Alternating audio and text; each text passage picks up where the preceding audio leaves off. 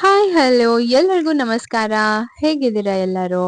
ಇದೇನಪ್ಪಾ video ಶುರು ಆಗ್ತಿದ್ದಂಗೆನೆ ಬಟ್ಟೆ ಎಸಿತಾ ಇದ್ದಾರಲ್ಲ ಅಂತ ಅನ್ಕೊಳ್ತಿದ್ದೀರಾ? ಹಾಗೆಲ್ಲ ಏನಿಲ್ಲ. ಸೊ ಜುಲೈ ತಿಂಗಳು ಬಂತು, ಮಗಳಿಗೆ 2 ತಿಂಗಳು ಕಂಪ್ಲೀಟ್ ಆಯ್ತು. ಎವ್ರಿ ಮಂತ್ ಅವಳಿಗೆ ತುಂಬಿದಾಗ ನಾವು ಫೋಟೋ ಶೂಟ್ ಮಾಡ್ತಿದೀವಿ ಅಲ್ಲ. ಸೊ ಈ ಸಲ ಏನ್ ಫೋಟೋ ಶೂಟ್ ಕಾನ್ಸೆಪ್ಟ್ ಮಾಡೋದು ಅಂತ ಅಂದ್ಬಿಟ್ಟು ನಾನು ಯೋಚನೆ ಮಾಡ್ತಾ ಇದ್ದೆ. ಸೊ ಹೀಗೆ ಯೋಚನೆ ಮಾಡ್ತಾ ಇರ್ಬೇಕಾದ್ರೆ ಜುಲೈ ತಿಂಗಳಲ್ಲಿ ಬಂದಿದೆ ಅಲ್ಲ. ಆಕ್ಚುಲಿ ಜುಲೈ 12ನೇ ತಾರೀಕು ಅವಳ ಅಪ್ಪನ ಹುಟ್ಟಿದ ಹಬ್ಬ ಇದೆ. ಸೊ ಹಾಗಾಗಿ ಅವತ್ತಿನ ದಿನ ಫೋಟೋ ಶೂಟ್ ಮಾಡೋಣ, ಅವ್ರ ಅಪ್ಪನ್ಗೆ ಸರ್ಪ್ರೈಸ್ ಆಗಿ ಕೊಡೋ ತರ ಏನಾದ್ರೂ ಫೋಟೋ ಶೂಟ್ ಪ್ಲಾನ್ ಮಾಡ್ಕೊಳ್ಳೋಣ ಅಂತ ಅನ್ಕೊಂಡೆ.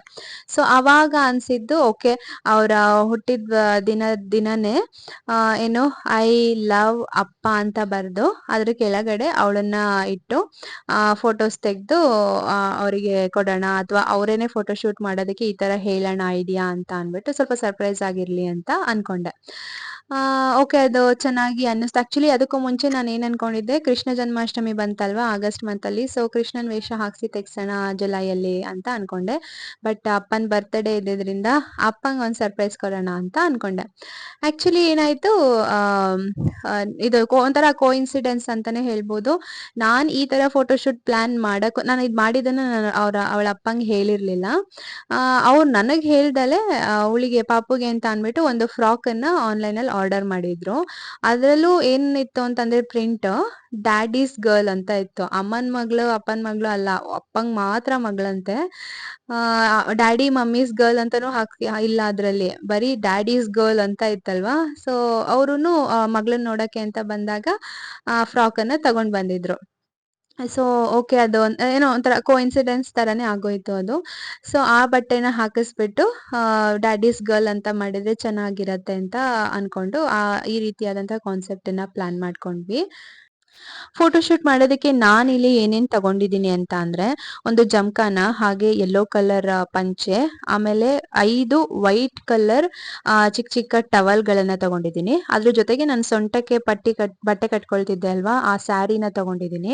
ಹಾರ್ಟ್ ಅನ್ನ ಮಾಡೋದಕ್ಕೆ ರೆಡ್ ಕಲರ್ ಇರ್ಲಿ ಅಂತ ಆ ಸ್ಯಾರಿನೇ ತಗೊಂಡಿದ್ದೀನಿ.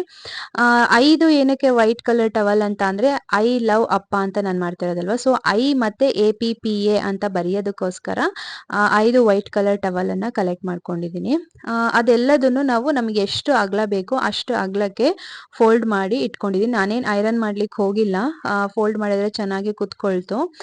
ನೀವೇನಾದ್ರೂ ಐರನ್ ಮಾಡ್ಕೊಳ್ಳೋದಾದ್ರೆ ಮಾಡ್ಕೊಳ್ಬೋದು. ಸೊ ಫಸ್ಟ್ ಐ ಅನ್ನೋದನ್ನ ನಾನು ಎಷ್ಟು ಲೆಂತ್ ಬೇಕು ಅಂತ ನೋಡ್ಕೊಂಡು, ಇದು ಸ್ವಲ್ಪ ಪಂಚೆ ಇದು ಟವಲ್ ಉದ್ದ ಇತ್ತು ಅಂತ ನಾನು ಸ್ವಲ್ಪ ಮಧ್ಯದಲ್ಲಿ ಫೋಲ್ಡ್ ಮಾಡ್ಕೊಂಡಿದ್ದೀನಿ ಸ್ಟಾರ್ಟಿಂಗ್ ಅಲ್ಲಿ. ಸೊ ಐ ಅಂತ ಬರ್ದಾಯ್ತು. ಅದಾದ್ಮೇಲೆ ಹಾರ್ಟ್ ಮಾಡೋದಕ್ಕೆ ಸ್ಯಾರಿನ, ನಾನು ಆಲ್ರೆಡಿ ಹೇಳ್ದಂಗೆ ಸ್ಯಾರಿನ ಹಾರ್ಟ್ ಶೇಪ್ ಅಲ್ಲಿ ಮಾಡಿಟ್ಕೊಂಡೆ.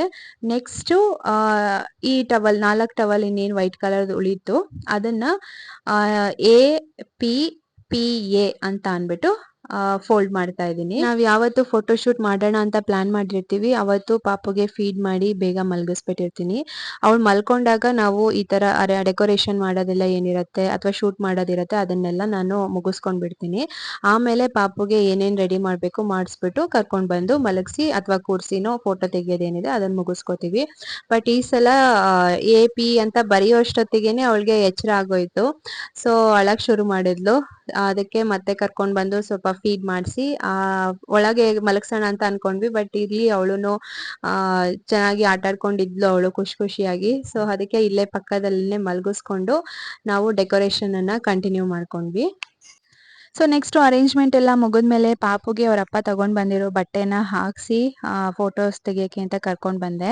ಇಲ್ಲಿ ಅಗೇನ್ ಜಮ್ಕಾನದ ಮೇಲೆ ನಾನು ವೈಟ್ ಕಲರ್ ಪಂಚೆನ ಹಾಸ್ಕೊಂಡಿದೀನಿ. ಯಾಕಂದ್ರೆ ಪಾಪು ಬಟ್ಟೆನೂ ರೆಡ್ ಕಲರು ಹಾಗೆ ಜಮ್ಕಾನನು ರೆಡ್ ಕಲರ್ ಇದೆ ಅಲ್ಲ, ಪಾಪು ಹೈಲೈಟ್ ಆಗಲ್ಲ ಅಂತ ಅನ್ಬಿಟ್ಟು ಅಗೇನ್ ವೈಟ್ ಕಲರ್ ಹಾಕೊಂಡಿದೀನಿ.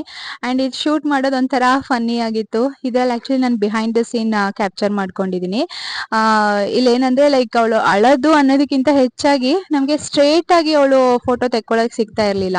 ಮುಖನ ಬಲ್ಗಡೆ ತಿರುಗ್ಸೋದು, ಮೇಲ್ ನೋಡೋದು, ಇಲ್ಲ ಎಡಗಡೆ ತಿರುಗ್ಸೋದು, ಈ ತರ ಮಾಡ್ತಾ ಇದ್ಲು. ಸೊ ಅವಳನ್ನ ಸ್ಟ್ರೇಟ್ ಆಗಿ ನೋಡ್ಲಿ ಅಂತ ಮಾಡೋದಕ್ಕೆ ನಾನು ನಮ್ಮಮ್ಮ ಸೇರ್ಕೊಂಡು ಗಿಲ್ಕಿ ಆಡ್ಸೋದು, ಅವಳಿಗೆ ಆ ಕಡೆ ಈ ಕಡೆ ತಿರುಗದೆ ಇರಂಗ್ ಮಾಡೋದು, ಮಾತಾಡ್ಸೋದು, ಆ ತರ ಎಲ್ಲ ಮಾಡ್ತಾ ಇದ್ವಿ. ಒಂಥರ ಚೆನ್ನಾಗಿ ಫನ್ನಿ ಆಗಿತ್ತು. ಮಕ್ಳು ಫೋಟೋಶೂಟ್ ಮಾಡ್ಬೇಕು ಅಂತ ಅಂದ್ರೆ ತುಂಬಾನೇ ಪೇಶನ್ಸ್ ಬೇಕು. ಯಾಕಂತಂದ್ರೆ ಒಂದೊಂದ್ಸಲ ಕೋಆಪರೇಟಿವ್ ಆಗಿರ್ತಾರೆ, ಒಂದೊಂದ್ಸಲ ಅಳ್ತಾ ಇರ್ತಾರೆ. ಒಂದೊಂದ್ಸಲ ನಾವ್ ಹೇಳ್ದಂಗೆ ಪಾಪ ಏನು ಗೊತ್ತಾಗಲ್ಲ, ಆ ಕಡೆ ಈ ಕಡೆ ತಿರ್ಗೋದು ಮಾಡ್ತಾ ಇರ್ತಾರೆ.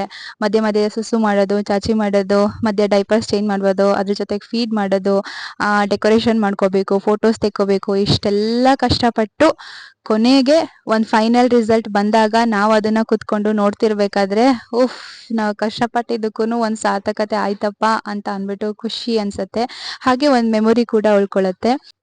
ಅಪ್ಪನ ಹುಟ್ಟಿದ ಹಬ್ಬದ ದಿನದಂದು ಮಾಡಿದ ಮಗಳ ಫೋಟೋ ಶೂಟ್ ಹೇಗಿತ್ತು ಅಂತ ಕಾಮೆಂಟ್ ಮೂಲಕ ತಿಳಿಸಿ. ಹೋಪ್ ನಿಮ್ಮೆಲ್ರಿಗೂ ಇಷ್ಟ ಆಯ್ತು ಈ ವಿಡಿಯೋ ಅಂತ ಅನ್ಕೊಳ್ತೀನಿ. ಮುಂದಿನ ವಿಡಿಯೋದೊಂದಿಗೆ ಭೇಟಿಯಾಗೋಣ. ಧನ್ಯವಾದಗಳು. ಶುಭ ದಿನ.